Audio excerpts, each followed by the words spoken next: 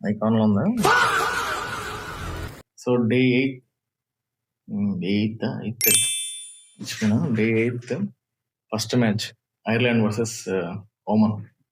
Ireland first batting చేసింది, చాలా బాగా చేసింది. లాస్ట్ మ్యాచ్ 2 మ్యాచెస్ ఓడిపోయారు వాళ్ళు. ఆస్ట్రేలియాతో కూడా లాస్ట్ మ్యాచ్ ఓడిపోయింది. పాల్ స్టెర్లింగ్ కి లెగ్ కి ఇంజూర్ అయింది, బాల్ తగిలి. మనోడు రెస్ట్. సో టిమ్ టెక్టర్ అని కొత్త ప్లేయర్ని తీసుకొచ్చారు, నాకు తెలియదు, నేను వినలే ఇప్పుడు దాకా పేరు కూడా. So openers Tim Tector, next Ross hider.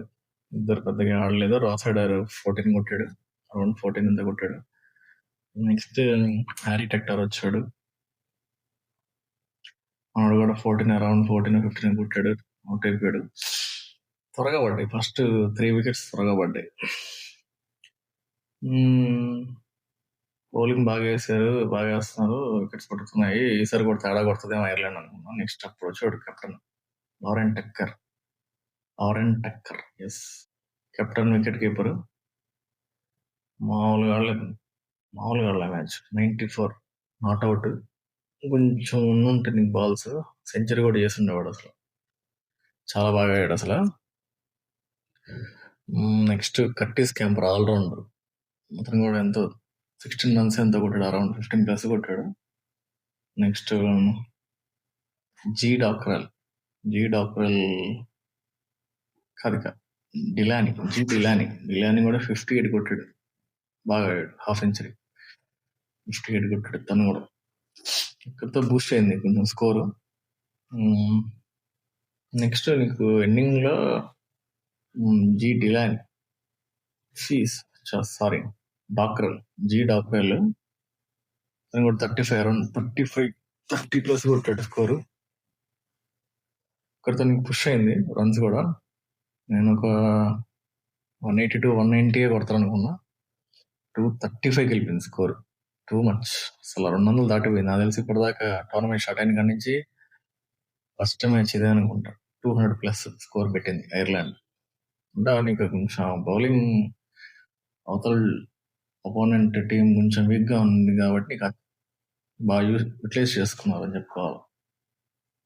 So score అయితే బాగా వచ్చింది. నాకు అప్పుడే అర్థమైంది, ఫస్ట్ ఇన్నింగ్స్కే అర్థమైంది నాకు, ఐర్లాండ్ 1-sided విన్. అది పరిస్థితి. ఫస్ట్ బ్యాటింగ్ ఐర్లాండ్ చెతకు కొట్టేశారు. నెక్స్ట్ ఓమన్ బౌలింగ్ వస్తే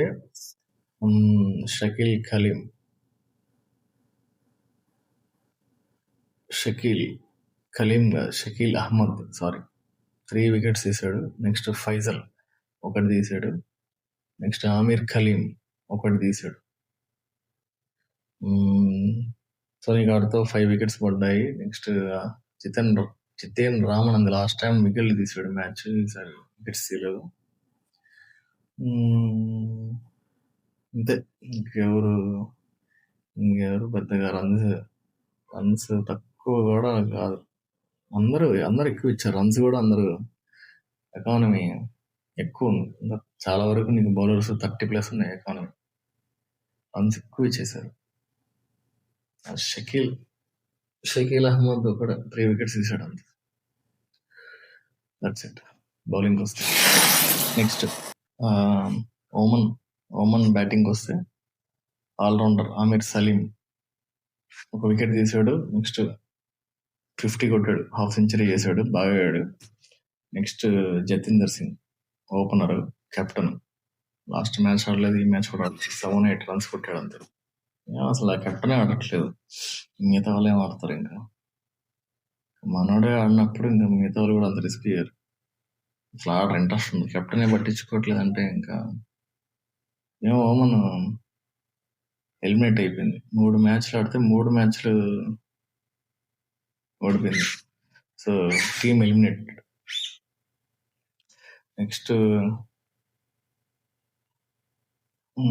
తను ఎవరు, మహమూద్ ఎవరు సంథింగ్,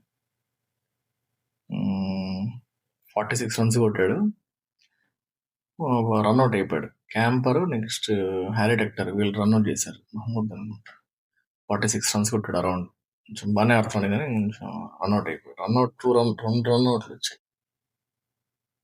దాంతో నీకు 18 ఓవర్స్ దాకా ఆడారు. 18 ఓవర్స్ దాకా ఆడి 139కి ఆల్ అవుట్. బ్యాటింగ్ అతను సలీము, ఇతను మహమ్మద్ ఇద్దరే ఆడింది బాగా. ఇంక మిగతా వాళ్ళు ఎవరు ఆడలేదు అసలు. టీం కూడా వాళ్ళు పెద్ద అసలు ఇచ్చి 2 సార్లు అటు ఇటు ఊపి బ్యాట్ ఊపేసి వెళ్ళిపోతున్నారు. త్వరగా అవుట్ అయిపోతున్నారు. లాస్ట్ మ్యాచ్ కూడా అట్లే ఆడుతుంది అసలు.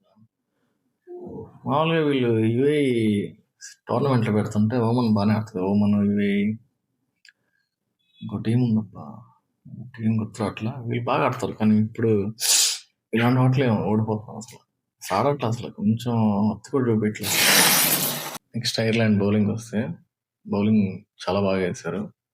మాథ్యూ హంఫ్రీస్కి 2 వికెట్స్.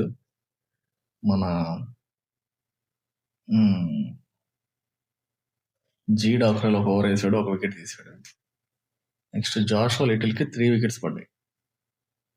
లాస్ట్ టైం కూడా అనే ఒకటి తీసుకుంటున్నాడు వికెట్స్ పడినట్లు. లిటిల్ మంచి బౌలర్, బాగా వేస్తాడు. నెక్స్ట్ ఎవరికి 2 వికెట్లు పడ్డాయి. ఊరికి పడ్డాయి, మంచిగా మిస్ అయింది. ఇంకో 2 వికెట్స్ తీశారు ఎవరు, బ్యారీ మెకర్తీ. బ్యారీ మెకర్తీకి 2 వికెట్స్. సో అలా వికెట్స్ దబా పడిపోయి ఓమన్ అలా ఎలిమినేట్ అయిపోయింది. Ireland first win. 2 matches in row ఓడిపోయాక ఫస్ట్ మ్యాచ్ విన్ అయింది, అతి భారీ స్కోర్తో.